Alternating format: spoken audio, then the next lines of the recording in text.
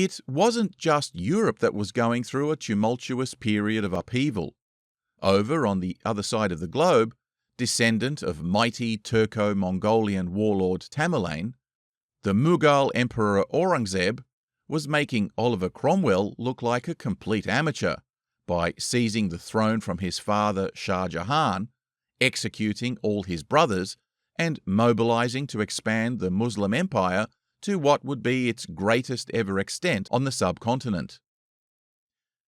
His father, Shah Jahan, was one of several consecutive tolerant Muslim rulers who had a pluralistic and pragmatic approach to ruling the vast multi-ethnic and multi-religious empire.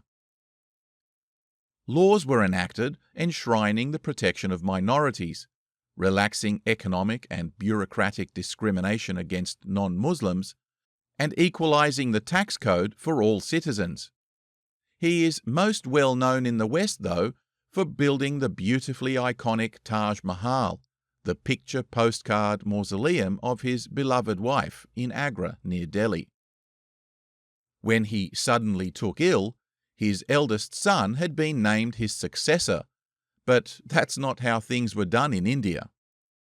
You see, there was no law of primogeniture, such as in Europe, and it was considered normal custom for sons to overthrow their aging fathers and then fight it out with their brothers for ultimate supremacy.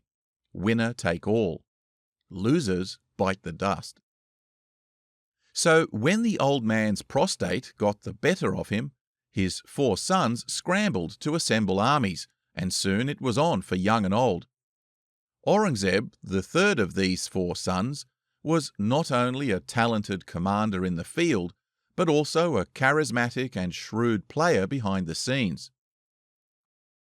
At the age of just 15, he single-handedly took on a war elephant who had gone berserk in the royal parade ground, earning him some serious cred for his bravery. He also held numerous governorships throughout his father's empire, pacifying rebellions and improving agricultural output, and was now being seen by courtiers as a serious contender for the throne. As the brothers now scrambled to gather supporters, Aurangzeb soon emerged as the key player, and within just 12 months, he had bribed and beheaded his way to the throne. Unlike his predecessors, Aurangzeb was an old-school, hard-line Sunni Muslim and rampaged his way across India in a campaign of Islamization not seen for over a century. He reaffirmed Sharia law, reintroduced the jizya, or infidel tax, applied to all non-Muslim subjects that his father had previously abolished. And he frequently toppled schools and temples of Hindus all across the empire, in an iconoclastic campaign not seen since the days of Mahmud of Ghazni, an Afghan warlord who also, shall we say, discomfited a lot of Hindus with the edge of the sword. The result was a tyrannical authoritarian regime with a centralized power structure and enormous tax revenue.